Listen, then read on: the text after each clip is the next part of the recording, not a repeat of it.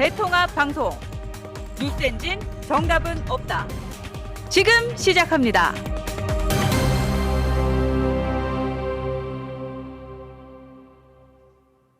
보수 대통합으로 정권 재창출에 앞장서는 방송이 되겠습니다. 뉴스엔진 정답은 없다. 저는 진행자 김혜승이고요. 네, 매주 화요일 12시 30분 정치는 상식이다. 우리 윤희석 전 대변인과 함께 합니다. 안녕하세요. 안녕하세요. 예.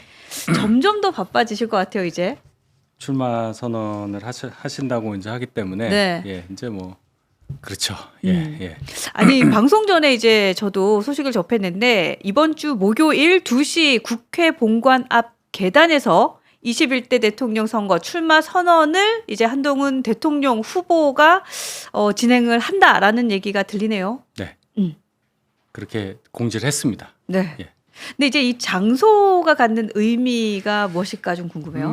일단 여러 장소 뭐 의미 있는 장소를 많이 찾죠. 네. 안철수 의원은 오늘 광화문 이순신 장군 동상 앞에서 출마 선언을 했는데 다들 이제 그런 장소를 찾는데 그렇다면 한동훈 대표에게는 저는 개인적으로 12월 3일 있었던 계엄 그때 의원들을 이끌고 국회 본관으로 가셨던 그 장면 네. 우리가 그걸 다 기억을 하잖아요. 네. 그러면 한동훈 대표를 상징할 수 있는 장소는 국회 본관이 될 겁니다. 그렇죠?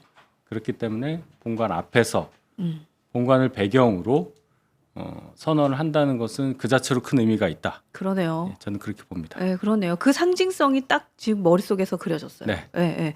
그 주요 메시지는 무엇일까? 뭐 사실 10일에 저희가 들어보면 알겠지만 그래도 조금의 스포를 좀 해주실 수 있어요? 주요한 메시지는 어떤 메시지가 있을까요? 그런 건 제가 알지 못합니다. 네, 알지 못한다. 당일에 그건 후보가 하는 거예요. 사실 되게 기대도 되고 또 대통령 후보 한동훈이라는 이 단어, 이 수식이 사실 좀 가슴이 벅차고 굉장히 설레이고 또 뭔가 잘 돼야 될 텐데라는 생각과 또 굳건한 결기도 느껴지고 뭐 네. 하여튼 여러 가지 생각이 듭니다. 그 주말에 이 대하빌딩 입주 소식은 들렸더라고요. 그러니까 기사가 나오긴 했는데 네. 아마 그 가계약 정도 한 걸로 알고 그러면 이제 거의 뭐 거기서 한다고 봐야죠. 네, 네. 근데 언제쯤 입주를 하는지 궁금해하시는 분들이 계신 게 사실 오늘 오전 방송에서도 여러분들이 이제 층수까지 나오다 보니 그 층수에 뭐 꽃화분을 보내고 싶어요 등등의 이런 문의들이 되게 많더라고요. 제가 그거를 뭐라고 말씀을 드릴 수가 없어서 네, 그래서 층수도 나오긴 했는데 제가 확실하게 네. 몇 층인지 뭐 제가 거기 가보고 이렇게 해야 되는 건데 그냥 듣기만 하고 저도 뭐 모릅니다. 여기 이 빌딩이잖아요. 네, 이 빌딩입니다. 네. 저도 잘 몰라서 예 그렇습니다. 네. 예. 하여튼 여러분들이 사실 지금부터 막 이렇게 들끓는 것 같아요. 언제 개소식하세요? 언제 입주하세요? 등등의 얘기도 좀 많으신 것 같고 또 여러분들이 지지하시는 마음만큼 염려가 되게 많은 거예요. 근데 어떤 그러니까 염려가 그러니까 예를 들면 이제 지지하시는 분들이 막 이렇게 마음이 앞서서 돕고 싶은데 그게 또 우리가 주의할 것들도 많이 있잖아요. 선거법 위반이라던가 뭐 여러 가지들. 지지자분들은 선거법 위반의 경우가 거의 없어요. 예, 그 무슨 금품을 뭐 수수하거나 뭐 이런 거 그럴 일은 외에는 없으니까. 예. 그런 건 없어요. 그런 건 없는데 다만 이제 이게 지나치다 보면 이제 상대 막 이번에 굉장히 후보가 많을 것 같아요. 그리고 그렇더라고요. 이 빌딩 안에 네. 벌써 지금 뭐 3명, 4명 후보가 있다는 거 아니에요. 네 분 얘기 나오는데요. 근데 여기. 이제 김문수 네. 후보는 딴 빌딩이라고 하니까 아, 그래요? 결론은 이제 3분인데 그런 게 걱정되는 거죠. 예. 그러니까. 그런 게 걱정되고 그다음에 이제 예를 들어 이 빌딩에 입주를 한다 그러면 엘리베이터가 결국 한 대 올라가고 하나가 이제 전층 가니까 2대인데 그렇죠. 예. 그럼 이제 막 뭐 그런 거 그런 겁니다. 예. 꽃을 보내도 되나요? 이런 글이 오셨어요 지금. 근데 아직까지는 저희가 입주라던가 뭐 개소식에 대한 얘기가 구체적으로 나와 있지 않기 때문에 예. 네, 아직은 저희가 좀 예, 답변을 아직 드리는 저희가 게 뭐 이렇게 조직이 꾸려지지도 않았고 정확한 게 안 나오니까 예, 뭐 개소식이라는 것도 필요하니 그런 일정 같은 거 많이 저 알려드리겠습니다. 예, 알게 모르게 다 아시더라고요. 뭐 저보다도 더 빨리 아시는 분들도 진짜 있더라고요. 빨라요. 예. 예. 저도 지지자분들께서 주시는 카톡을 보고 알 예, 때가 예, 더 예. 많습니다. 예, 예. 예. 그리고 내일이 혹시 한동훈 대표 생일이에요? 여러분 생일 얘기도 되게 많이 하시네요. 뭐 네. 양력 생일이 내일로 알고 있습니다. 예. 그러니까요. 생일 얘기도 되게 많이 하시고 또 벌써부터 후원 얘기도 많이 하시고 하여튼 뭐 천천히 서두르면서 하나씩 하나씩 너무 서두르지 않으셔도 돼요. 네. 저희가 다 예를 들어 후원 계좌 경선 때부터 후원 받을 수 있어요. 네. 그러니까 그것도 이제 오픈을 할 거고 다 순서가 있으니까 음. 예 그렇게 저희가 다 알려드리겠습니다. 네. 예. 근데 후보가 많은 게 국민의힘 입장에서는 어때요? 좋아요? 아니면 조금 좀 시간이 없는데 좀 부담스러워요? 국민의힘의 입장에서는 어떨까요? 아니 그거야 뭐 커탈락하면 되는 거니까 음. 뭐 많이 나온다고 뭐 나쁠 건 없는데 다만 이제 기탁금을 받고 마이크 주는 형식으로 간다. 네. 그럼 이제 선거가 굉장히 혼탁해지겠죠. 그러니까 적절하게 당에서 이걸 뭐라고 얘기할까요? 그 컷탈락 이거 뭐라고 그러지? 이렇게 중간에 이렇게 잘라주는 작업을 잘 해줬으면 좋겠습니다. 지금 뭐 한 너무 많아요. 제가 볼 때 10명 확실히 넘을 것 같고 15명 얘기도 하더라고요. 네, 네. 충분히 가능합니다. 네.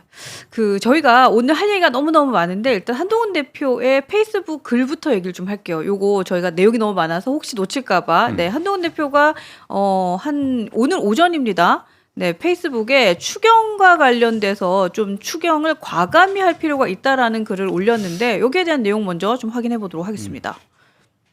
추경 규모가 이제 10조 네. 정도로 나왔잖아요. 거기에 대해서 조금 더 해야 된다. 이게 좀 작다. 이제 그런 말씀을 드린 거죠. 그러니까 추경의 목적이 지금 여러 상황이 안 좋아서 추경을 하는 거잖아요. 지난번에 우리 연말에 본 예산 통과될 때 네. 증액 없이 그냥 감액만 돼서 국회 권한이에요. 감액은 할 수 있어요. 증액할 때는 이제 기재부 동의를 얻어야 되는 건데 기재부 동의 얻을 수 있는 그런 국회 의견, 즉 민주당의 의견은 그게 아니니까 네. 삭감만 해갖고 통과됐단 말이에요. 사상 처음이죠.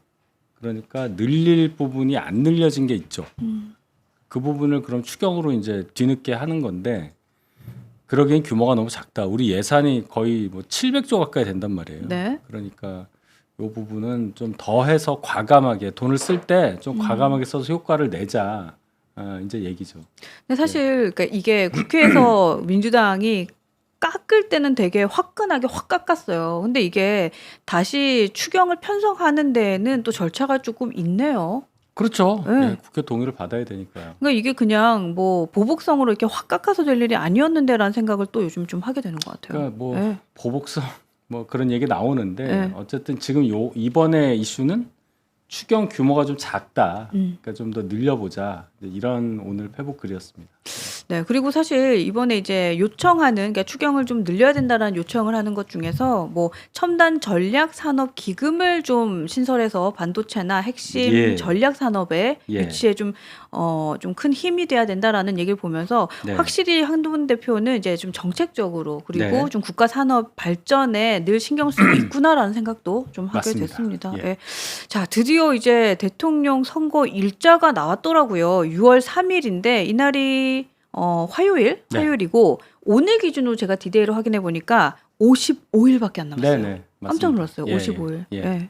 그래서 일단 시간이 좀 빠를 것 같긴 한데, 자, 공직자 같은 경우에는 지금 현직 공직자는 네. 5월 4일까지 예. 공직에서 물러나야 되고, 그럼 후보는 이제 5월 10일에서 11일 등록을 하고, 사전 투표는 5월 말에 되는 것 같아요. 그렇죠. 예. 국민의힘 경선 일정은 그럼 4월 안에 다 결정이 되겠네요.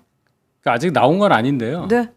아마 원래는 지난번 8년 전에 조기 대선 생각하면 월요일은 어제부터 후보 등록을 받았어요. 근데 아직 안 받고 있고 1차 선관위가 이제 구성이 됐으니까 네. 선관위 1차 회의가 내일이에요. 내일. 그러니까 좀 지금 미뤄지고 있죠, 많이. 일주일 정도. 그러니까 그때는 3월 10날 탄핵이 돼서 3월 31일 딱 3주 만에 후보가 나왔단 말이에요. 요번에는 한 일주일 정도 더 늘어질 것 같아요. 그러면 예상컨대 5월 2일 금요일에 후보가 선출되지 않을까, 최종 후보가. 그래요. 예, 5월 이렇게 봅니다. 초쯤. 예. 그렇군요. 예. 어제 지금 선관위원장에 황우여 전 비대위원장이 임명이 됐는데 이제 그 임명과 관련해서 사실은 되게 의견이 분분해요. 그러니까 일각에서는 안정적으로 잘 하실 것 같다. 그리고 또 무색무취한 분이시기 때문에 공정에 잘하지 않을까 뭐 이런 얘기도 하시고, 또 일각에서는 이게 혹시 이제 일부 그 후보들에게는 좀 지지자들에게는 뭔가 좀 불이익이 있지 않을까, 뭐 불리한 사항이 연출되지 않을까 이런 얘기도 좀 있어요. 어떤 걸 걱정하시는지 제가 질문을 받고 싶습니다. 예를 들면 이제 다 말씀을 드릴게요. 위원분들 중에서 또 친윤 세력이 있으니 여기에 대해서 좀 한동훈 대표 혹은 한동훈 대표가 굳이 아니더라도 일부 후보들에게는 좀 친윤과 반대되는 색깔의 후보님들에게는 좀 불리하지 않나요라는 얘기를 좀 하시더라고요. 그러니까 어떤 게 불리하냔 말이에요. 선관위에서 할 수 있는 일 중에 뭘 불리하게 할 수 있을까? 그러니까 경선 룰이 혹시라도라는 얘기를 더 많이 그러니까 경선 룰의 하셨어요. 그럼 어떤 부분을 그럼 불리하게 생각할까요? 일단은 지금 당심대 민심이 제가 설명드릴게요. 네. 제가 일부러 이제 말씀드린 건데 네. 쭉쭉쭉쭉 들어가면은 구체적인 게 나와야 됩니다. 근데 좀 막연하게 걱정하신 분들이 너무 많아요. 아, 그런가요? 저한테 문자 또 폭탄이 오더라고요. 어제도 그러셨군요. 제가 설명을 드릴게요. 네. 걱정하시는 부분 민심, 당심 지금 50%죠. 네. 그렇죠? 요거를 바꾸거나 해서 뭔가 뭐 할 것 같다. 장난치는 거 아니야? 네. 그런 거 없어요. 자, 이게 당헌에 있어요. 당헌에 민심 50, 당심 50으로 한다는 규정은 당헌에 있어요. 당헌을 바꿔야 됩니다. 그러면 당헌을 바꾸려면 전국위원회라는 거를 거쳐야 되기 때문에 공고를 해야 돼요. 3일을 해야 되고 일단 자 그러면 이 룰을 바꾸고 바꾼 거를 가지고 전국위원회에 붙이고 그런 식으로 이제 절차를 밟은 다음에 룰이 확정이 되는 거잖아요. 근데 사람을 모아놓고 룰을 중간에 바꾸기 굉장히 어려워요. 네. 그렇죠? 그러니까 당헌을 바꿔서 이 민심 당심 비율을 바꾸는 건 거의 불가능합니다. 할 수는 있겠으나 지금 스케줄상 불가능해요. 그러니까 이거는 가능성이 없다고 생각해요. 네, 할 수는 현실적이지 있으나 않네요. 예. 네, 그러니까 전혀 그건 현실적이지 않다. 상관이 없고 지금 이제 걱정하시는 거는 원래 제가 항상 4명이 최종으로 가서 1명 뽑는 거라고 말씀드렸잖아요. 요거를 이제 바꾼다. 양자로 바꾼다. 최종 2명이 예. 경선이다. 그럼 뭐 불리한 이런 거 얘기죠. 아니냐. 네. 뭐 이제 얘기를 하시는데 자, 요거는 최종에 몇 명이 가냐는 건 선관위에서 정하는 게 맞아요. 근데 지금 당헌에 보면 뭐라고 돼 있냐면 최종 득표자가 최고 득표자가 2인 이상일 경우에는 뭐 어떻게 한다 이런 규정이 있어요. 최고 득표자가 2인 이상이 있다고 하는 게 그러면 몇 명 이상을 가정하고 말하는 거냐. 2명이었을 때 최고 득표자가 2인 이상이라고 억지로 우길 수는 있는데 아마 이 뜻은 3인 이상, 4인, 뭐 5인 뭐 이걸 생각하고 쓴 규정일 거예요. 그럴 거잖아요. 최고 득표자가 2명 이상일 경우라고 네, 말을 한다면. 네. 그래서 이제 이 부분에 대해서 2인으로 지금 가려고 하는 움직임이 있다는 얘기도 있는데 제가 볼 때는 어려워요. 왜 어렵냐? 당헌 규정도 있지만 자, 최종에 2명만 나간다고 하면 모든 후보들이 좋아하겠어요? 원래 4명이었는데. 더 문이 좁아지니까 좋아할 리는 없죠. 싫죠. 네, 싫죠. 지금 10몇 명 나가는데 야, 최종에 2명이래 하는 거하고 원래 4명이었는데 2명으로 줄이는 거하고 그럼 다들 아니 왜 바꿔라고 할 거예요. 그러니까 후보들의 동의를 얻기 어렵다. 이거 친윤이고 뭐고 상관없이 누구도 그렇게 얘기를 할 거예요. 그러니까 그 과정이 분명히 남아 있습니다. 근데 만약에 뭔가 의도를 갖고 이게 1대1로 해서 뭐 말은 그럴 거예요. 흥행을 뭐 높이기 위해서라는 말은 할 텐데 뭐 이렇게 볼 수는 있죠. 1대1로 하게 되면 친윤 후보의 표를 하나로 모을 수 있다. 그다음에 이제 한동훈 대표 또는 뭐 한동훈 대표로 생각이 되는 이 계엄에 반대하고 탄핵에 대해서 뭔가 의견이 있었던 그런 분하고 이렇게 1대1로 붙을 수 있는 상황을 만들려고 일부러 이 2명이 나오게 만드는 거냐 이제 이렇게 얘기를 할 가능성이 있는데 네. 현실적으로 2인 경선할 가능성은 그렇게 높아 보이진 않아요. 자 그러면 2인이 되면 어떻게 되는 거냐? 전 그래도 상관없다고 보는데 전혀. 네. 자신이 있으니까. 그러니까 4명에서 제가 그 말씀 드렸잖아요. 4명에서 1등을 해서 올라간다고 했을 때도 매직 넘버를 저는 38로 본다. 38%로 본다. 그러면 38% 4명에서 38% 얻는 사람이 2명에서 50을 못 넘겠냐는 그 생각도 해봐야 돼요. 그러니까 막연하게 네. 막 너무 불안하시더라고. 뭐 누가 거기에 들어가 있고 누가 뒤에서 움직이고 있고 지금 선관위 멤버가 이렇게 됐기 때문에 이거 막아야 됩니다 하면서 막 그냥 막 보내시는데 제가 아니라고 다 말씀을 드리는데 여기서 더 말씀을 드릴게요. 미리 걱정하실 필요가 전혀 없다. 네. 네. 정말 제가 정말 말씀드린 그런 거 신경 안 써도 돼요. 그러니까 사실 그런 얘기를 많이 했어요. 그러니까 시험을 잘 보면 진짜 연필로 공부를 해서 치든 뭐 볼펜으로 공부를 해서 치든 사실은 자신이 있다라는 얘기도 좀 했고 또 국민의힘이 그래도 그래도 보수 진영에서는 대표적인 정당인데 이런 경선 과정에서 무슨 우리가 걱정할 만한 일이 있을까라는 생각은 하지만 그래도 너무 지금 상황이 민감한가 봐요. 네, 여러분들 되게 많이 그러니까 제가 민감해하시는 말씀을 드리는 것 같아요. 게 네. 정치에 관심을 보이시고 또 이제 뭐 예를 들어 한동훈 대표를 많이 좋아하시고 너무 좋죠. 좋은데 그걸 넘어서서 이제 잘못된 정보에 영향을 받으시는 게 제가 안타까워서 그러는 거예요. 지금까지 다 제가 아마도 제가 쭉 설명드렸던 겨울부터 쭉 설명을 드렸잖아요. 비슷하게 가고 있을 거예요. 비슷하게 가잖아요 지금. 그렇죠 스케줄이. 그거 맞아요. 예. 예, 비슷하게 갑니다. 그런 움직임이 분명히 있어요. 예, 있으니까 차근차근 보시고 뭐 이런 거예요. 무슨 여론조사를 봤더니 이렇더라. 이게 큰일 났다. 여기에 대한 전략을 뭐 해야 된다. 또 뭐 누구는 뭘 보면 또 이게 또 뭐 부족하다. 뭐 누구는 기사가 이렇게 나왔다. 그런 거 하나하나. 근데 이제 지지자분들이 이런 마음도 좀 있는 것 같아요. 제가 이렇게 들어보면 이게 저도 이제 카톡을 이렇게 주고받고 보면, 그러니까 약간 피해를 받았던 이 이야기들이 계속 이렇게 생각이 나는 거예요. 어떤 그러니까 피해? 예를 들면 왜 한참 뭐 무슨 프로젝트에서 축출을 하니 이런 얘기도 있었고, 실제로 우리 계엄 해제의 가장 1등 공신이었던 여당의 당 대표가 이제 내려놓고 나가는 과정도 너무 속이 상했었고, 그러니까 사실 그러한 얘기들, 그러한 이제 히스토리를 있기 때문에 조금이라도 또 어떤 일이 있는 거 아니야라는 생각을 많이 하시는 것 같아요. 그걸 제가 아니라고 네. 말씀드리는 거예요. 자, 비대위원장에서 물러나는 과정은 그건 어쩔 수 없었어요. 총선 패배 이후에 비대위원장 자리에 계속 있는 것도 아니고 비대위원장은 그 자체로 어차피 비상 시기에 임시로 있는 직위니까 어쨌든 사표를 냈어야 하는가 그거는 그렇다 치고 가장 가슴 아프신 것은 12월 16일에 대표직을 사퇴할 수밖에 없었던 거 그 네. 얘기잖아요. 네. 그것도 잘 보시면 뭐 김옥균 프로젝트 이게 가동된 게 아니잖아요. 한번 생각을 해보세요. 그 상황에서 그냥 계엄이 없었다면 한동훈 대표가 그만둘 일이 없었어요. 그러니까 탄핵이라는 그러네요. 큰 하나의 산을 넘는 과정에서 만약에 예를 들어서 뭐 최고위가 붕괴되지 않았더라도 결국은 정치적 책임을 졌을 겁니다. 그렇잖아요. 그거를 항상 우리가 피해를 받았다고 생각하는 관점으로 보면 예민하실 수밖에 없는데 그런 게 아니라는 걸 제가 말씀을 드린 겁니다. 하긴 또 생각해 보면 그렇잖아요. 네. 한동훈 대표도 뭔가 피해를 받았다는 생각으로 그렇게 담담하지 못하실 거니까. 그렇죠? 그렇지 않아요. 피해를 받은 게 아니라 상황이 그런 거예요. 그러네요. 상황이. 네. 예. 그렇게 생각을 하면 조금 더 마음이 거기서 대통령이 가라앉는데. 계엄할 줄 누가 알았냔 말이야. 계엄을 해서 탄핵으로 가는 과정까지 갈 수밖에 없었는데 질서인 퇴진을 하려고 했는데 그러면 그 상태에서 그런 당대표였던 한동훈 대표가 정치적 책임을 져라라고는 의견이 나올 수밖에 없었어요. 그러니까 뭐 최고위원 누가 사퇴하고 뭐 그렇게 생각하시잖아요. 그렇죠. 사실은. 압력을 넣어서 뭐 네. 사퇴 안 했으면은 계속 갔을 텐데 아닙니다. 언젠가는 아니다. 그렇게 오래지 않은 기간 안에 사퇴를 할 수밖에 없었어요.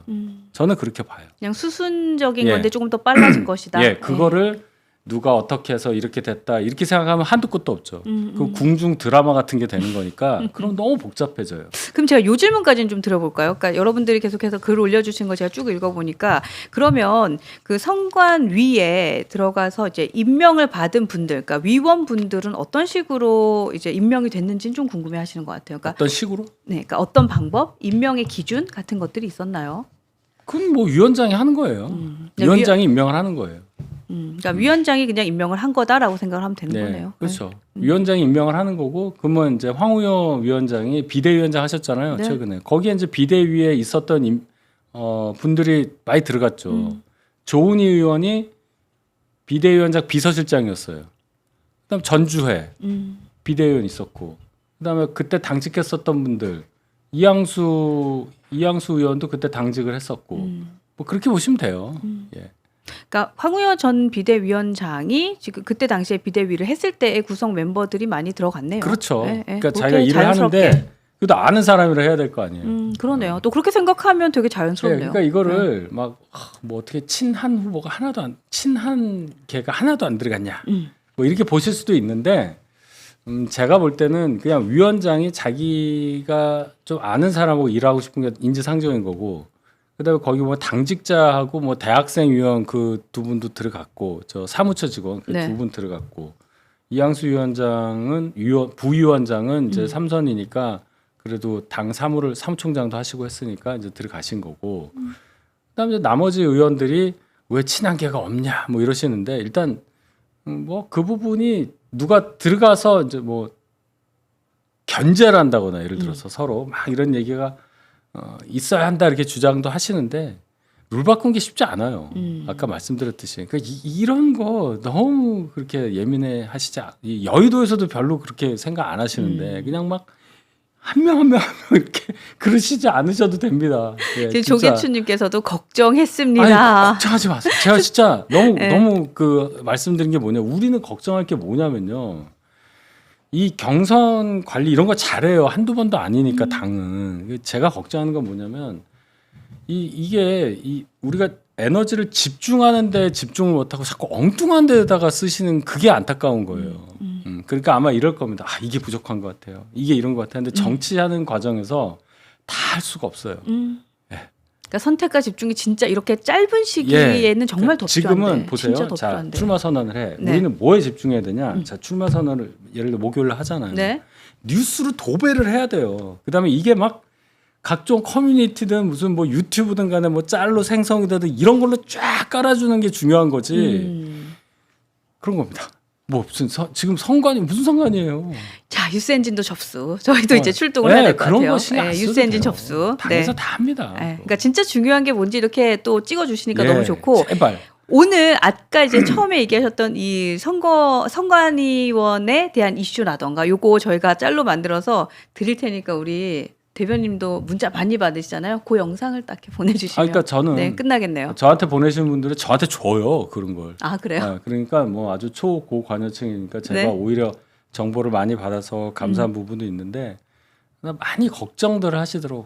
뭐 저희 뭐 가족 누가 어떤데 어쩐데 뭐 이런 게 부족합니다. 다 알죠. 다 듣습니다.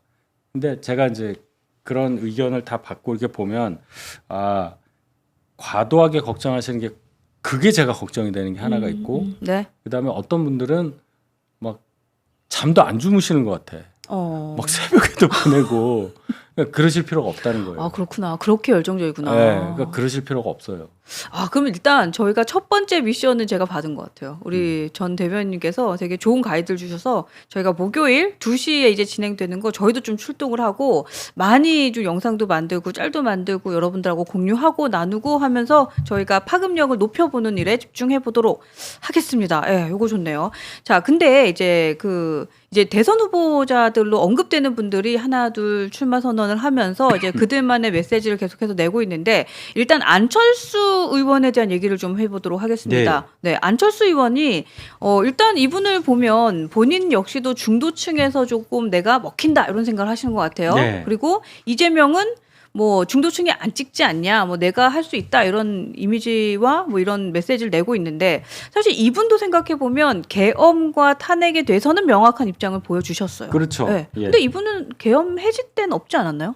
그때 제 기억에는 없었던 것 같은데. 못 들었죠. 그렇죠. 그때 18명에 안 들어왔던 외국 것 계셨던 같은데. 것 같은데. 그렇죠. 외국 계셨나? 하여튼 그때 18명 안에는 없었어요. 예. 근데 이분도 사실 생각해 보면 진짜 우리나라에서 굉장히 센세이션했던 시기가 있었던 분인데 지금은 지지도가 되게 안 나오더라고요. 안 나오죠. 네. 이 이유는 뭐라고 보세요? 그러니까 일단 안철수 의원이 등장을 한 게 네. 이명박 대통령 때 무릎팍도사 나오고 하면서 2011년도 서울시장 재보궐 때 이제 거의 이제 되는 뭐 새정치 이래가지고 했는데, 그쵸. 박원순한테 갑자기. 양보를 했잖아요. 네, 네. 그 털북숭이 이렇게 네. 등산복 차림으로 온 전 사람한테. 저분이 누군지도 몰랐는데 저분이 정치를 할 분의 몽타주가 아닌데 이런 생각했었어요. 그래서 그때 놓친 거예요, 기회를. 그때 서울시장을 했었어야죠. 그러니까 그 타이밍, 그러면 다음에 하면 되지. 글쎄요, 정치인한테 한 번의 기회가 얼마나 소중한지에 대한 판단이 거기서부터 꼬인 거다, 저는 그렇게 보고. 그래서 12년도 대선에 박근혜, 문재인, 안철수 이렇게 세 분이 각축을 벌였죠. 네, 네. 근데 단일화 과정에서 단일화 하다가 가셨잖아요. 어디 진짜 외국 갔죠 네, 그때. 외국으로 네, 가셨잖아요. 중간에 포기를 하고 이제 거기 음. 그 1, 2년 사이 그때가 가장 좋을 때인데 그걸 놓치고 그 다음부터 뭐 정당 만들었다 민주당 가서 대표하고 또 뭐 중간에 따로 하다가 바른당 하다가 또 저희 당에 또 오고 윤석열 대통령을 하고 이런 과정에서 처음보다 나았던 시절은 없었던 걸로 보여요. 아, 그거 예. 공감돼요. 예. 처음부터 나왔던 시죠. 그러면 네. 정치인이라는 게 보여줄 수 있는 게 뭐 가수나 뭐 배우면은 작품으로 보여줄 수 있잖아요. 아, 그렇죠. 갑자기 예, 예. 정치인은 그럴 수 있는 게 별로 없습니다. 뭔가 이분이 또 생각나는 정책이나 이런 입법도 없어요. 뭔가. 그쵸. 예, 없어요. 국회의원 한 명에 불과하기 때문에 음. 그래서 반전 다시 이렇게 올라올 수 있는 기회를 10년 가까이 못 찾고 있었다고 저는 생각해요. 중간에 바른당하고 민주당에 들어가서 거기서 그러면은 대선 후보가 돼서 나가야 되는데 문재인 대통령이 된 거고 바른당 후보로 나와서도 3등을 했고 완주한 거 대선 3번 나와서 완주한 거 딱 한 번이에요. 17년도 조기 대선 때. 아, 그랬네. 대선을 3번이나 나갔어요. 그렇네. 벌써 완주는 한 새로 번밖에 안 나왔네. 했고 네. 그러네. 제일 새로 잘 나온 게 그때 21%가 나왔고 그 다음에 서울시장 선거에서는 20%도 못 나왔단 말이에요. 그러니까 선거를 많이 나갔고 당선된 게 없고 그러니까 점점 없죠. 그리고 세력이 없어요. 세력이. 세력이 없다. 안철수 의원을 따르는 국회의원이 누군가라면 생각해 보십시오. 과거에 몇 명 있었죠. 뭐 금태섭 의원도 있었고 이태규 의원도 있었고 근데 지금은 아예 없잖아요. 그러네요. 떠오르는 사람이 없네요. 없습니다. 네. 그러니까 정치는 세로 하는 건데 세력으로 하는 건데 없다. 그러니까 혼자 하시는 거다. 이렇게 볼 수밖에 없어요. 아까 어떤 분이 그 얘기도 하시던데요. 제가 MB 아바타입니까? 예, 거기서 그때, 좀 많이 잃었다. 그런 거예요. 그런 결정적인 장면들이 있는 건데, 그러니까 제가 제일 안철수 의원 입장에서 볼 때 가장 안타까운 거는 박원순 씨한테 후보를 그냥 준 거예요. 양보, 뭐 부친의 반대, 뭐 이런 게 있었어요. 맞아, 그랬어요. 2011년도입니다. 예. 근데 그땐 진짜 누가 봐도 안철수였는데 안철수가 될 그냥 것 가는 같았고. 거예요. 네, 그냥 나가면 됐을 것 같았는데 그리고 그때 그분이 막 책이 엄청 팔리고 막 그때는 뭔가 이분이 진영 논리에서도 밖에 있는 사람 같았던. 그렇죠. 네, 되게 핫했었는데 라는 생각이 듭니다. 하여튼 그 뒤로는 조금 재미가 없는 것 같아요. 그래서 이번에도 사실은 본인께서는 되게 막 이렇게 하고 다니시는데 야 지지율이 저렇게 안 나올 수 있구나라는 생각도 좀 들어요. 네. 그러니까 지지율이라는 게 그런 겁니다. 이 사람밖에는 할 수가 있는 게 없어. 아니면 우리 쪽은 무조건 이 사람을 좋아할 수밖에 없는 이유가 하나 있어. 예를 들어 뭐 지역을 대표한다든지. 네. 과거엔 그런 게 있었잖아요. 근데 이제는 그런 게 없는 겁니다. 그러면 뭐 능력도 능력이지만 한번 뭔가 이 사람에 대한 이 바람이 불 때 탁 가는 거잖아요. 근데 그거를 간과하신 듯 하고 그럼 역으로 한번 생각해 보세요. 한동훈 대표에 대해서는 지금 어떻게 보느냐. 바람이 불었잖아요. 요즘에 동쪽에서 훈훈한 바람이 불고 그러니까 있습니다. 불잖아요. 그러면 지난번 비대위원장 됐을 때부터 제가 그랬잖아요. 이 전에 없는 정치인에 대한 이 팬덤이 형성이 되고 마치 연예인을 보는 듯한 대중의 반응을 제가 직접 봤다. 그럼 이 현상을 어떻게 이해해야 하느냐? 그것도 중요하지만 이 현상을 잘 활용을 해야 되는 거예요. 그러니까 한동훈 전 대표가 어떻게 했느냐? 전당대회를 또 나갔죠. 그때도 너무 빠르다. 뭐 그런 얘기 많았잖아요. 그러니까 뭐 조금 더 자숙해야 되냐 뭐 이런 얘기도 네. 있었고 근데 일각에서. 뭘 자숙을 해? 그렇죠. 자숙할 네. 게 뭐가 있다고. 그렇죠. 그래서 나가서 됐잖아요. 근데 이번에도 마찬가지예요. 다들 한번 참아라 하는데 그 판단인 거예요. 뭐 모르겠습니다. 아직 결과가 안 나왔지만 이 날이면 날마다 오는 그런 장날이 아니란 말이에요. 그러면 이 상황에서 나가야 되냐 말아야 되냐 판단 그럼 본인이 하는 건데 제가 볼 때는 판단이 옳았다고 생각합니다. 이제 출마 선언하고 그러니까 그 네. 버프를 받아서 이제 가는 거죠. 이렇게. 그 일각에선 그런 얘기 있었잖아요. 뭐 대통령의 시간이다 한동훈의 시간이 아니라 그랬을 때 그 시간은 그 국민이 그 판단한다라고 하셨을 때 그 말이 맞았던 것 같아요. 네. 그렇습니다. 그 시간은 국민이 판단하는 그건 거고. 이제 당사자의 판단인 건데 네. 어쨌든 지금까지는 우리가 2월에 책을 내면서부터 제가 그 말씀 드렸잖아요. 평범하지 않은 방식으로 복귀를 할 거라고 했고 책을 내면서 복귀를 했고 그러면서 책이 많이 엄청나게 팔렸고 그러면서 슬슬 올라오는 이 과정이 네. 계획된 거라고 말씀드리기보다는 그냥 예상이 좀 되는 그 얘기는 순리에 맞게 갔다. 저는 그렇게 평가를 해요. 네, 네. 그럼 이제 앞으로 한 달 안에 경선이 이제 결과가 나올 텐데 그것도 순리에 따라 갈 거다. 그러니까 너무 걱정하지 마시라. 제가 그 말씀 드리는 겁니다. 그 저희가 왜 이런 얘기 많이 하거든요. 한동훈 대표가 이제 시간이 지나서 뒤돌아보면 한동훈 대표가 다 맞았네 이랬거든요. 근데 그렇죠. 저는 방송하면서 느끼는 게 시간이 지나서 이렇게 뒤돌아보면 예. 우리 공단 선생님의 그 예언과 일정이 다 맞았네 요거 있어요. 저는. 제가 뭐 예언하는 사람은 아니고요. 네. 근데 그게 착착착착 맞아요. 그래서 저도 아 그렇구나라고 생각할 때가 한 번씩 있어요. 제가 이제 대선만 이번이 4번째입니다. 제가 중간에 아주 주니어 때 회사 다니다 관두고 이명박 때 이제 말진으로 완전 애기로 그냥 해서 받고 박근혜 대통령, 윤석열 대통령 때는 좀 일을 좀 했죠. 홍준표 시장님 중간에 조기 대선 제가 아예 안 했어요. 그건 뭐 할 수가 없는 상황이어서. 그럼 이제 4번째인데 그럼 이제 좀 감이 오죠. 그 어떤 게 있느냐. 이게 좀 조금 멀리 봐야 돼요. 적어도 한 일주일 이상 이걸 했을 때 일주일 후에 여론 반응이 어떨까까지는 보고 수를 둬야 된다고 생각을 해요. 이랬는데 이렇게 반응하면 어떻게 되냐? 물론 하루를 볼 수도 있는데 그 다음에 네. 전체적으로 이렇게 멀리 또 봐줘야 됩니다. 이 사람은 어떻고 결국은 상대평가니까요.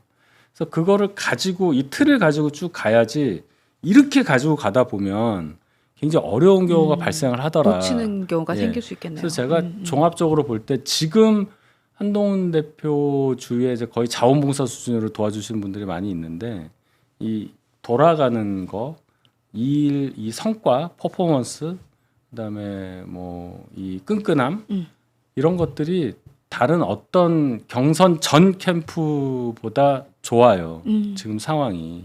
아니, 제가 그 재밌는 얘기 해드릴까요? 저희가 같은 건물이잖아요. 그러니까 저희도 카톡이 와요. 카톡이 뭐라고 오냐면 앵커님 혹시 알바 안 구합니까? 이러고 와요. 그리고 자기는 가까이에서 뭐라도 하나 더 돕고 네, 싶다는 하시고 거예요. 싶죠. 네, 그리고 청소 안 구하십니까? 뭐 이런 얘기도 하시고 그러니까 그 말씀하신 대로 진짜 핫해요. 네. 네, 지지자분들 마음도 핫하고. 이렇게 보시면 됩니다. 선거 캠프라는 게 되게 막 거창한 것 같아도 별거 아니거든요.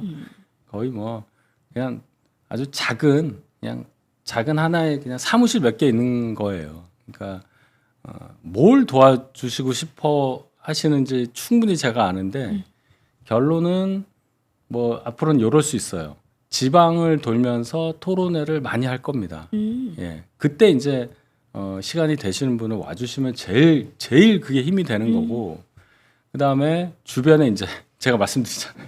이거 하는 거 이게 굉장히 중요하다. 네, 네. 예, 그게 저희를 도와주시는 거다. 네, 예. 좋습니다. 여러분들도 이제 잘 아시는 것 같아요. 그리고 그 얘기 많이 하시더라고요. 전당대회 한번 해보고 우리가 뭘 해야 되는지 너무 잘 알고 있다고. 네, 그런 얘기 많이 한번 하시기 해보셨잖아요. 때문에 여러분들도 저희도 좀 힘이 되는 것 같고 하여튼 많이들 대변인님 든든하다고 하시는데 국회 본관 앞에 어디냐면요. 이 동그랗게 생긴 건물 있잖아요, 이거. 네, 국회의사당요. 그 앞에 보면은 국회 정문 딱 들어가면 앞에 분수대가 있어요. 그리고 그 뒤에 이제 건물이 있잖아요. 네, 거기 올라가는 계단.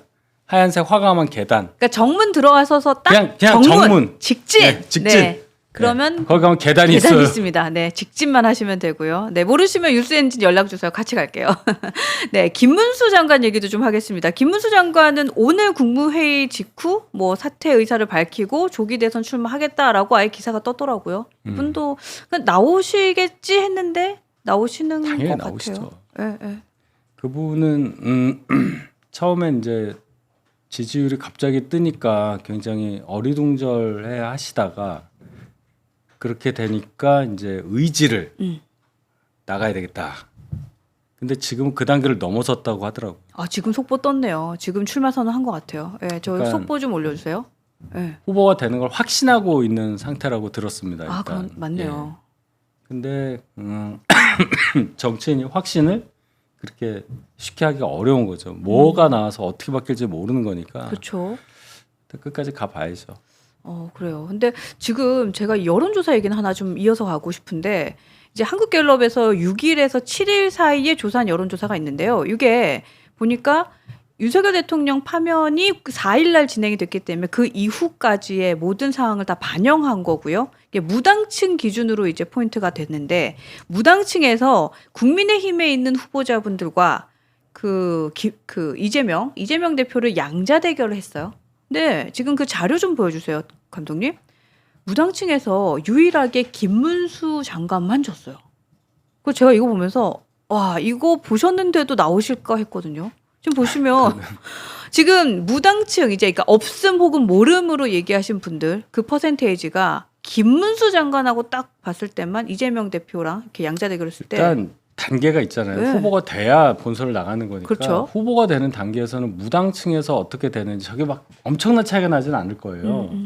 그러니까 무당층에서 좀 진다고 해도 뭐 이렇게 생각하겠죠. 네. 국민의힘 지지층하고 무당층 둘을 합쳐서 여론조사가 나오는 거고 당원 그리고 당원은 따로잖아요. 네.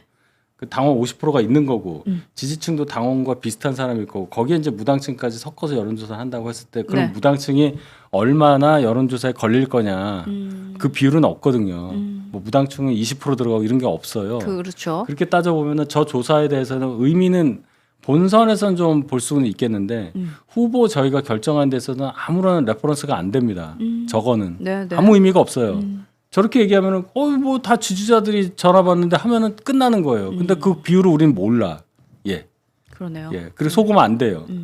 저 얘기는 아마 김문수 후보가 갖고 있는 친윤 이미지가 너무 강렬해서 거기에 대해서 무당층이라는 분들이 김문수는 아닌 것 같은데 이렇게 생각할 가능성이 높아요. 근데 우리가 지금 본선은 본선이고 경선에서 누가 후보되느냐를 지금 이제 봐야 될 거 아닙니까? 네. 이제 얼마 안 남았으니까 닥친 게 그거니까. 그럴 때는 저런 여론조사는 별로 의미가 없다. 이제는 국민의힘 지지층에 대해서만 하는 여론조사가 많이 나올 거예요. 아마. 그게 당원과 유사하거든요. 지난번에 당원하고 여론조사가 똑같았잖아요.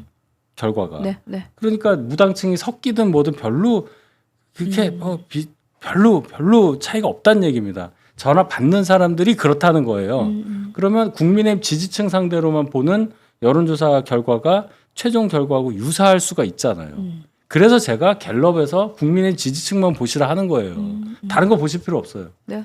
뭐 무당층 별 의미 없습니다. 저거 무당층이 저희 경선에 들어올 리가 별로 없거든요. 저분들은 잘 안 받아요. 그 김문수 장관이 지금 국민의힘 당원은 아니시죠?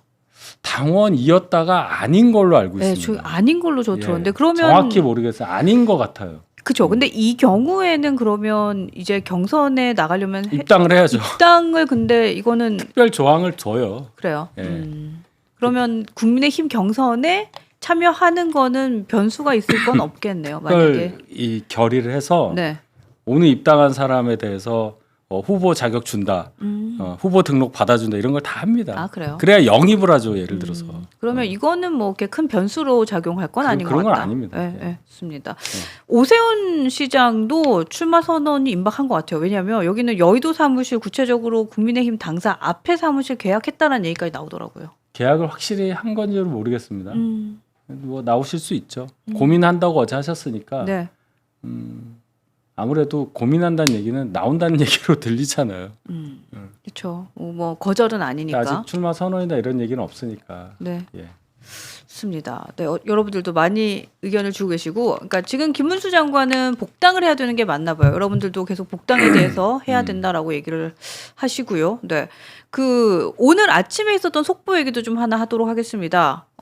한덕수 대통령 권한대행이 마은혁 후보를 헌재재판관에 임명을 했더라고요. 네, 근데 이게 윤석열 전 대통령의 파면 결정으로 좀 부담이 덜어졌나라는 생각도 좀 들어요. 그렇죠. 마은혁 재판관 임명도 임명이지만 이제 대통령 몫으로 4월 18일 이후에 또 지명해야 하는 두 분도 지명을 했어요. 네, 그게 훨씬 더 큰 뉴스가 될 것 같습니다. 지금 두 분이 보니까 이완규 법제처장 또 함상훈 고법 부장판사 이렇게 두 명을 지명했던데 예. 이 두 명의 정치적인 성향이나 뭐 지명 배경 같은 것도 좀 궁금하더라고요. 저는 뭐 함상훈이라는 분 제가 잘 모르겠습니다. 예, 들어보니까 김경수 전 지사한테 뭐 유죄 그때 드루킹 때 유죄 줬던 분이라고 하는데 뭐 판결 내용이야 보면 될 거고 이제 우리가 관심 가는 건 이제 이완규 법제처장이죠. 네. 윤석열 전 대통령의 이제 대학 동기동창으로 아주 가까워서 법제처장으로 임명이 됐고 12월 3일 계엄 직후 그 다음 날 안가 회동 때도 참석을 하셨던 분이다. 네. 그래서 그러면 아직도 윤 대통령의 입김이 작용을 하는 거냐 이제 이렇게 야당에서 많이 얘기를 하죠. 야당이 아니라 민주당에서 얘기하죠. 지금 이제 여야가 없으니까 그렇죠. 그러네요. 여야가 없네요. 네. 그런 상황인데 참 복잡하게 됐습니다. 그러면 이제 이분들도 지명을 했으니 이제 국회에서의 의견을 거쳐서 이제 청문회라죠. 청문회를 하나요? 그럼 청문회 이후에 이제 거기서 이슈가 없으면은 그냥 아니, 청문회에서 청문보고서 채택 안 해도 임명하죠. 그런가요? 예, 그냥 예. 그러면은 이 세 분은 그냥 임명이 되겠다라고 생각을 하면 저는 되는 그렇게 거네요. 봅니다. 아 그래요? 예. 그렇군요. 그 오늘 아침에 보니까 김건희 여사 표를 하나 모르겠네요. 이게 임명 동의를 안 받나? 예. 김건희 여사와 관련돼서는 그 명태균 스캔들을 전담으로 지금 수사하고 있는 중앙지검 수사팀에서 뭐 네. 일정을 조율하고 있다는 얘기가 들리더라고요. 예. 그러니까 윤 대통령은 윤 대통령대로, 김건희 여사는 김건희 여사대로 또 수사를 계속 받아야 될 상황이 벌어질 거예요. 아 근데 이제 시작인 것 같아요, 진짜. 예, 기본적으로 윤 대통령 보면은 이제 대통령이 아니시기 때문에 다른 것들, 그러니까 외환, 내란 이거 외에도 다른 것들에 대해서도 다른 혐의에 대해서도 이제 기소가 되잖아요. 일반인하고 똑같단 말이에요. 아 그렇죠, 이제는. 그럼 뭐 직권남용도 있고 뭐 여러 가지 얘기로 이제 수사를 받으실 가능성이 크고 김건희 여사도 마찬가지로 지금 이제 무혐의로 이제 됐던 걸 다시 할 수 있어요, 수사를. 그러니까 그럼 뭐 도이치모터스라든지 뭐 예를 들어 명태균 같은 경우도 제대로 수사가 안 된 상태잖아요. 지금 검찰은 명태균 관련해서 조사하자고 했는데 그래서 응하지 않고 있었다가 이제 파면이 나온 거잖아요. 네, 네. 그러니까 이제 사저로 뭐 금요일 정도 옮기신다고 하는데 그렇게 되면 소환 통보하겠죠. 근데 그때는 끝까지 안 갈 수는 없을 거 아니에요. 청사로 직접 가야 될 것 같더라고요, 예, 분위기가. 뭐 이제는 일반인이 됐으니 그렇죠. 이제 어떠한 고려가 없을 가능성이 크다. 그러면 그렇습니다. 네, 아유, 참 안타까워요. 안타까운데 그래도 글쎄요. 근데 이러한 일련의 상황들이 뭐 좀 어떻게 보면 시기를 늦췄다라는 생각도 드는 것 같아요. 놓쳤다는 생각도 드는 것 같아요. 그렇죠. 어쩌면, 예, 그런 게 있죠. 예, 예. 너무 늦었다라는 생각도 좀 예. 들고 그렇습니다. 그 마지막으로 제가 이재명 대표 얘기 좀 하겠다고 네. 하겠습니다. 이재명 대표는 개헌에 대해서 뭐 울며 겨자 먹기로 얘기했다가 또 말 번복하고 하더라고요. 이분은 개헌 생각 전혀 없어 보여요. 예. 개헌을 네. 이제 이렇게 생각하는 거죠. 우리가 왜 개헌을 해야 하느냐는 어떤 당위에 대해서 많은 분들이 이제 공감을 하잖아요. 이 체제로는 이제 맨날 개헌 뭐 줄타네 이거 이렇게 해서 되겠느냐 이런 문제의식을 많이 갖고 있는데 지금 이재명 대표는 그거는 이제 모르겠고 일단 내가 대통령이 돼야 돼. 그 생각이 제일 앞에 있는 거죠. 이재명 대표의 지지자들도. 그러니까 네. 민주당 출신 국회의장이 개헌하자고 했다고 이제 난리를 치는 거 아닙니까 지금? 그런 거 보면은 이 사람들 굉장히 무서운 사람들이에요, 확실히. 네. 위험한 사람들이 맞는 건데 어쨌든 대선 과정에서 개헌 얘기 안 할 수가 없을 거예요. 예. 그러니까 제가 봐도 이 뭐라 그럴까? 대선 6월 3일 날 국민 투표하면서 같이 개헌되는 거는 이건 물리적으로 불가능해요. 너무 짧아요. 시간이 좀 네. 그러니까 사실 중요한 일인데. 그럼 너무 그게 급하지 개헌 않을까. 안을 막 20일 안에 만들어 가지고 국회에 올려서 국회 통과되고 국민 투표로 하고 이 과정이 필요하거든요. 네, 네. 87년에 할 때요. 6월 29일 날부터 그럼 우리 개헌하자. 6.29 선언 있었잖아요. 그러고 나서 개헌안이 만들어진 게 8월 31일이에요. 그것도 2달이 걸렸어요. 우린 지금 2달도 안 남았잖아요. 그러네요. 개헌안이 만들어지는 게. 아 그렇게 얘기하니까 진짜 시간이 그래갖고 없긴 10월 하구나. 27일에 통과가 돼요.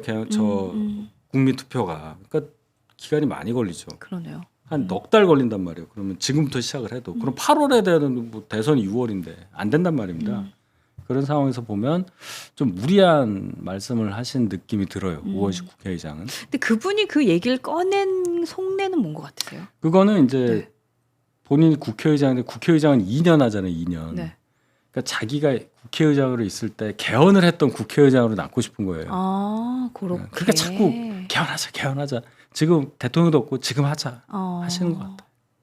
그런 거 보면 좀 우픈 것 같아요. 왜 민주당 의원들과 그쪽에 있는 계신 분들은 뭔가 자기 이익을 계속해서 앞서서 생각하나 이거 아니, 좀 우원식 안타까운 의장은 것 그래도 같아요. 명분이 있어요. 근데 이제 좀 무리하다는 얘기를 드리는 거고 제가 웃긴 건 이제 민주당의 반응이죠. 이재명 쪽 뭐 양문석 의원은 거의 뭐 그 욕 비슷한 얘기까지 했다니까. 그러니까요. 네. 여기는 위아래도 없고 웃긴데요. 그러니까 무조건 이재명 눈에만 들으면 그냥 장땡 이런 느낌 그렇습니다. 계속해서 사실은 헌정의 회장님 말도 저렇게 씹나 싶은 생각도 들고 너무 막 나간다라는 생각도 네, 들었습니다. 자, 좋습니다. 오늘 이렇게 해서 저희가 1시간 가까이 열심히 달려왔는데 저희 여러분 응원의 댓글 많더라고요. 오늘 응원해 주신 분들 제가 댓글 한 분 한 분 네, 귀하게 읽어봐 드리고 싶습니다. 네, 보여주세요. 네, 리아포로님 오셨고요. 아니요? 네, 고맙습니다. 네. 스텔라 팡님, 외국에 계신가 봐요. 네, 달러를 보내주시면서 한통령 화이팅, 어대한, 감사합니다. 네, 차대한, 예. 파이팅, 엔드 파이팅. 지금 난리가 차기 났어요. 대통령은 네, 한동훈. 어차피 대통령은 한동훈. 차대한. 네, 예. 차대한, 어대한, 파이팅. 고맙습니다. 네. 시대가 부른다 한동훈님, 예. 윤희석 대변인님 이제 시작이니 건강 조심하시고요. 질문 하나 해도 될까요? 예. 국힘 경선위에서 한 대표님 떨어뜨리려는 친윤 찐윤으로 경선위원 다 임명하고 경선율도 변경해서 결선으로 1대1로 바꾼다는 거 사실인가요? 우리가 해야 할 일은 그리고 꽃바구니 보내도 되나요? 배아 빌딩에? 보내셔도 되죠. 근데 아직 주소가 없으니까. 그리고 아까 그 룰 변경을 제가 앞에 말씀을 드렸어요. 네, 너무 네. 걱정하지 마세요. 이런 거는 저희가 고민하는 거지. 그 내부 사정을 저희가 아니까. 근데 이제 이게 자꾸 퍼지는 것도 에너지 낭비라고 봐요. 저는. 네. 그렇게 되기가 어렵습니다. 그렇게 되면 어때요? 뭐 하면 되지. 네, 믿어주세요. 그리고 여러분 자신 있습니다. 예, 네. 예, 예. 오미희님, 네, 꼴 하면서 응원 예. 주셨어요. 고맙습니다. 봄님, 윤희성님 꼭 한동훈 대통령 만들어주세요. 일단 후보부터. 예. 네. 차근차근 천천히 서두르겠습니다. 리아포로님, 감사합니다. 네. 예. 윤석 대변인님에 감사합니다. 대해서 네, 많은 칭찬해 예, 예, 주셨습니다. 고맙습니다. 지혜안님, 윤희석 대변인님 함께 응원합니다. 예, 한동훈 고맙습니다. 대통령, 네, 다돌님 파이팅 주셨고요. 네. 고맙습니다. 리아포로님, 네. 카모마일티, 요가, 초콜릿 다 필요 없음. 공달 논평이 안정제. 아이고야. 고맙습니다. 아니, 제가 막 안심시켜 드리려고 하는 말씀은 아니에요. 네, 근데 제가 볼 때 제가 아는 거를 다 말씀드릴 수도 없잖아요. 그래서 너무 그렇게 염려하실 필요는 없다는 거지. 사실은 저희도 여러 가지 신경 써야죠. 경선 통과할 줄 어떻게 알아요. 그러니까 그거는 저희의 몫이라는 거지. 예. 근데 이런 냉정함 되게 든든하다. 사실 이렇게 좀 뭔가 복잡한 일이 있는 그 앞에서 가장 냉철하신 분을 보면 좀 든든하거든요. 네. 자, 루이실라님, 결선 투표제 도입한다는데 가능할까요? 그 방송 보시면 됩니다. 네. 도입하기가 어렵고, 자 다시 정리하면 도입하기가 어려워요. 그리고 도입한다고 해도 괜찮아요. 예. 네. 좋습니다. 여름조아님, 조정훈 의원에 대한 얘기 하시는 것 저는 같아요. 뭐 개인 얘기는 안 하겠습니다. 네, 이 부분도 여러분들 예. 네, 앞에 방송 보시면 예. 될 것 같아요. 예. 이응님, 학폭 의총에서 한동훈 정치생명 끊었다 말하는 조은희가 선관위원인 자체만으로 불공정합니다. 이런 글 주셨고요. 네, 여러분 의견이니까요. 네, 리아포로님. 전당대회 때 원희룡 장관이 공격해서 한동훈 대표님 반박 한번 했더니 둘 다 주의 같은 거 주셨잖아요. 원희룡 장관이 더 센 거 받긴 했지만 그런 부분에 있어서 편향정일까봐 걱정을 하시는 것 같아요. 그게 무슨 영향을 줬어요? 아무 영향도 안 줬잖아요. 그냥 경고 한 번 딱 준 건데 그 경고를 예를 들어서 몇 번 받으면 아웃이다. 뭐 그렇게 안 됐잖아요. 그러니까 그런 거 저는 잊어버렸어요. 저거 지금 사실은 별로 중요하지 않은 얘기를 다 기억하고 계시더라고. 그러니까 진짜 염려 많이 예, 하세요. 너무 세밀해. 네, 진짜 염려 예, 많이 하세요. 예, 왜 세밀하게 보시는지 저도 알지만 그럴 이유가 없다는 걸 제가 계속 말씀드리는데 왜 제가 이 말씀 드리냐는 것도 말씀을 드렸어요. 에너지를 거기 쓰지 마시고 진짜 좋은데 써달라. 네. 예, 그게 안타까워서. 예. 우리 가치 있는 곳에 우리의 예. 가치 있는 에너지 쓰면 좋을 것 그거 같습니다. 문자 쓰실 때 옆 사람 한 사람이라도 더 설득해 주세요. 예, 제발. 네, 마포 동료 시민님, 지지자들 믿어주세요. 금요일 무조건 갑니다. 정말 꿈만 같군요. 예. 많이 저희도 오실 것 갈게요. 같아. 예. 예. 유스엔진도 그래야 가겠습니다. 날씨가 어떨지 모르겠네. 유스엔진도 갈게요. 네. 비가 오나 눈이 오나 유스엔진 가겠습니다. 예, 다 읽었어요? 네. 여름조아님, 사람들은 법장 때 강한 한 대표님 모습을 제일 좋아했어요. 법장이라는 게 법무부 장관대죠. 당대표 저거 제가 말씀드려야 될것 경선에서도 같아요. 많이 예. 참으셨지만 이젠 강한 모습 바랍니다. 자 이제 시작됐고 예를 들어서 토론회가 이제 벌어졌어요. 네. 뭐 예를 들면 홍준표 있고 뭐 이렇게 계실 거 아니에요. 네. 엄청 세게 할 겁니다. 예, 이거 이제는 그 뭐 봐주 그런 거 없어요. 진짜죠 이제. 예, 전당대 이제는 해봤고 토론회 해봤고 거기서 좀 안 그런 좀 참고 했더니 아까 말씀하신 대로 그냥 막 들어왔잖아요. 근데 분명히 더 그럴 겁니다. 이제 이게 전당대회 당대표 뽑는 거랑 대선 못 뽑는 거 또 달라요. 아이고 스케일 달라요. 예, 그리고 네. 이게 본선으로 가는 거기 때문에 이제 막 뭐가 나올지 예상이 안 되는데 아이, 그럼 한 그렇죠. 대표가 예를 들어서 본인을 막 이상한 걸로 공격을 했을 때 그건 뭐 판단에 맡기겠습니다. 저는 이 정도 끝났잖아요. 안 그럴 거예요, 제가 볼 때. 예. 예. 여러분들 이 역시도 걱정하실 필요 없다. 예, 저희 다 알고 있죠. 다 그렇게 하기로. 왜냐하면 이게 짧아서 그래요. 짧고 이것이 본선에도 영향을 주니까. 전당대회는 당대표가 끝나잖아요.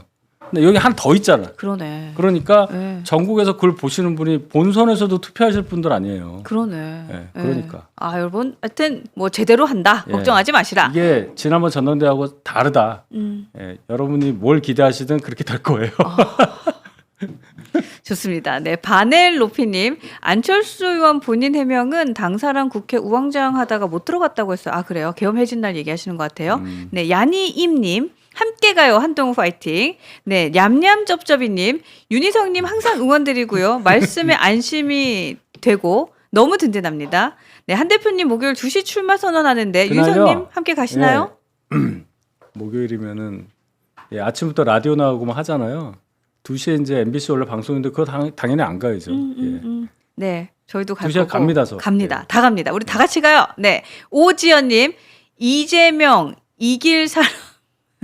네, 이분 되게 재밌다. 이재명 이길 사람 오직 한동훈 대통령 만들어서 대한민국의 미래 맡겨봅시다. 네. 윤희성님 최고. 감사합니다. 네, 마포동료 시민님, 우리는 네거티브하지 말고요. 오로지 우리의 한결같은 믿음으로 밀고 가요. 시간 모자릅니다. 라는 그러니까 글 주셨어요. 이게 아까 제가 이렇게 퍼뜨려 주셨으면 좋겠다는 게 왜 한동훈이어야 되는데 이거예요. 그러니까 대부분 한동훈 대표에 대해서 잘 안다고 생각하시는 분들도 아, 한동훈이 누구고 어떻게 생겼고 뭐 이 정도 아시는데 근데 왜 한동훈이 돼야 되는 걸 잘 모르실 수가 있단 말이에요. 정치 경력이 짧으니까. 네. 그래서 저희가 이제 준비해서 뭐 10가지 이유 뭐 계엄에 맞섰다. 예를 들어서 뭐 정책 관련해서도 어떻게 했다 이런 것을 쭉 저희가 말씀을 드리는데 그런 게 이제 퍼져야 이렇게 사람이 많은 가운데서 다 그냥 다 알던 사람이고 다 그런 사람인지 아는데 이 사람은 다르네 네. 이렇게 되는 거란 말이에요. 그러니까 저희가 그거. 어제도 뉴스엔진에서 한동훈 대표가 이길 수 있는 10가지 그리고 한동훈 대표가 진짜 보수인 이유 11가지 올려놨거든요. 그거예요, 그거. 네, 그거 그거. 여러분 그겁니다, 그거. 많이 퍼뜨려주세요. 그거만 해도 충분하고 역선택 방지 조항은 저희 당원 당규 있어요. 미정이 아니라 정해져 있어요. 안 바뀝니다. 여름조아님, 네, 답이 됐을 것 같습니다. 네, 또 있어요 혹시?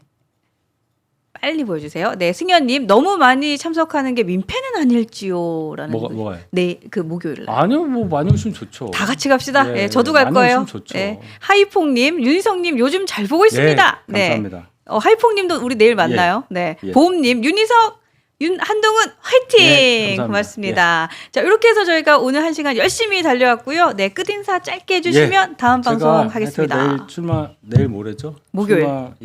출마 선언 이제 잘 준비하고 네. 그럼 이제 시작이니까 여러분들 제가 여러 가지 말씀드렸는데 주변에 많이 한동훈 대표에 대해서 말씀 주십사 부탁 좀 드리겠습니다. 네. 그리고 여러분 같이 가요. 저도 갈 거고요. 네네네. 우리 유스엔진 팀 같이 갈게요. 예, 예, 네, 예. 가서 저도 인사드릴게요. 네, 예. 같이 가시죠. 자, 이렇게 해서 저희가 윤희석 그 전 대변인과 함께하는 정치는 상식이다 함께했고요. 여러분 나가지 마세요. 저희가 바로 이어서 우리 행주행님 지금 요 밖에 기다리고 계시는데요.